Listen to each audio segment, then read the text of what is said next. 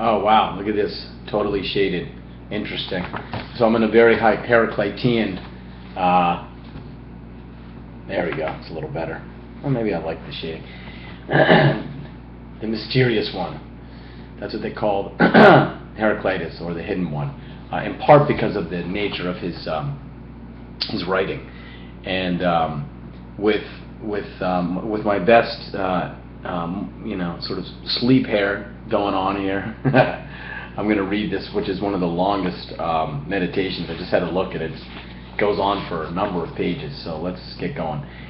Heraclitus is capable of turning them, the visitors, because he anticipates their arrival as strangers.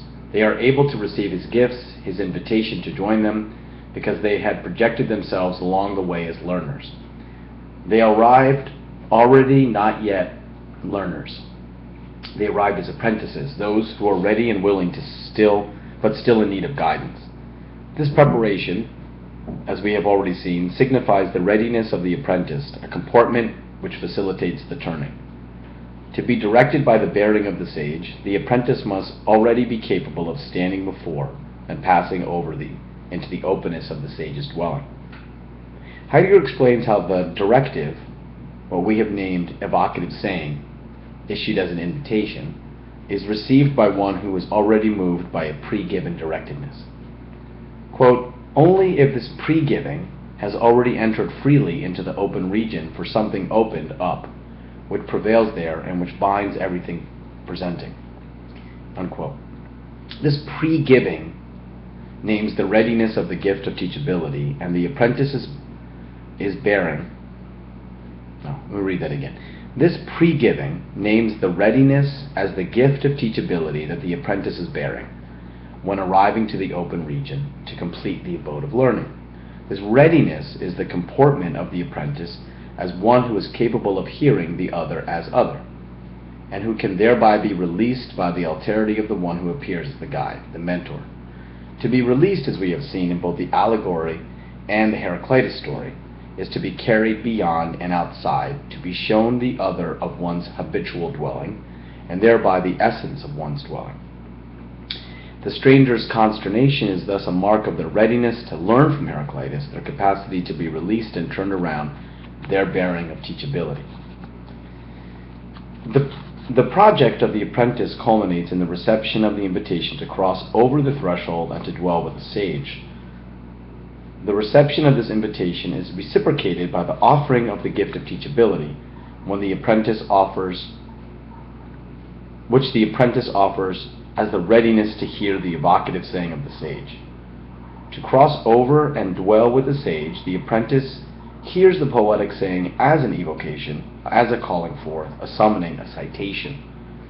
Citation linked to citare, to put in movement, summon, means both to officially give notice to a person to appear, but also the official or formal acknowledgement of some meritorious achievement. Heraclitus' invitation is both a recognition of the visitors as strangers, as those prepared to learn, and a summoning of the abode of learning. His invitation as an evocation is a calling forth to all who are present to appear together, and in this gathering form the abode of learning. All who are present, including the gods, are summoned to appear together. What is summoned is thus the spirit of freedom. Heraclitus' invitation as an evocation is thus properly an authentic incantation. Quote, the summoning of a spirit, the calling upon of a deity for assistance. Unquote. Dictionary. But the deity here is the spirit of freedom that appears within the abode of learning with the dwelling of the sage. And as we said earlier, freedom is the spirit of the community created through learning. To be caught by the spirit is to be possessed. Quote, man does not possess freedom as a property. At best, the converse holds. Freedom, existence, disclosive Dasein, possesses man, so originally that only it secures for humanity that distinctive relatedness to being as a whole, as such, which first founds all history. We can repeat here that to be possessed by her attunement to being, to be possessed by learning is to be caught by the evocative saying of the sage, who's always already caught by her attunement to being. She is already on her way in raising the ultimate first questions and seeks company. But in seeking this company, she is not planning or scheming her way to an understanding of being. Rather, the sage's seeking, motivated by wonder and perplexity, is spurred onward by the insight she gathers from the tidings. As Socrates put it, this one and only certainty is the conviction that learning is a dialogue between friends who cross paths with one another. These friends are drawn to one another out of mutual affection, and nothing else but this love of humanity and all living beings seems to motivate the sage in her calling out to the other. Quote, I was convinced, and in that conviction I try to bring others to the same creed and to convince them that if we are to make this gift our own, love will help our mortal nature more than all the world. Here, in the retelling of the Heraclitus story, we understand better why the sage's seeking is at the same time awaiting. Here we identify the twofold play in the comportment of the sage, who is engaged actively in the cultivation of a community to form the abode of learning, whose active engagement is a calm and dignified repose. The sage remains active in her waiting, as Heraclitus, who stands near the fire, where the gods too are present. The twofold play with the comportment of the sage, whose invitation is both a recognition and a calling forth, a reception of the apprentice pre-giving, their offering of teachability, and their offering to join him and complete the abode of learning. His invitation is thus an exemplar of evocative speech, the most originary calling that puts us on the way of learning. At the onset, we name this kind of speaking, peculiar to the performance of teaching, as the saying that evokes interpretation and thereby exposes the possibility that lies as the matter before us, the excess of being.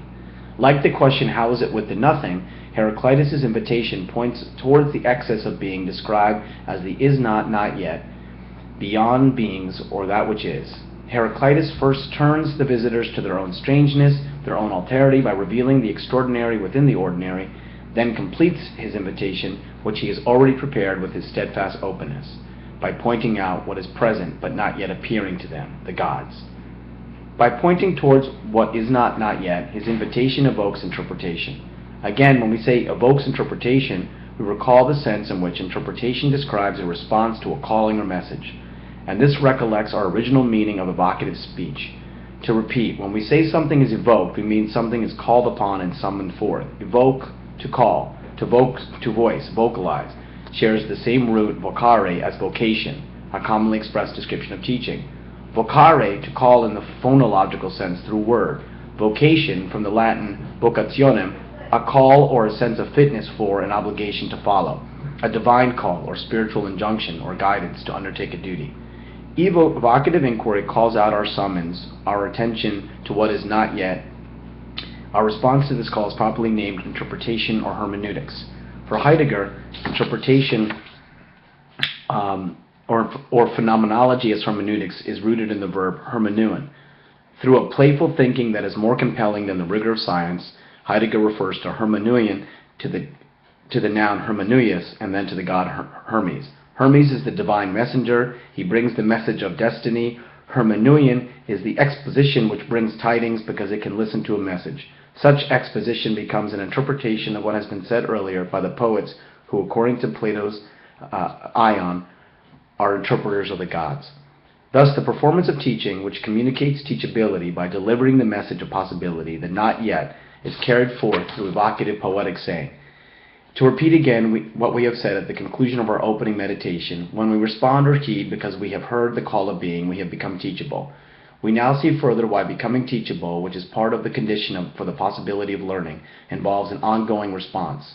One who properly teaches is a pointer.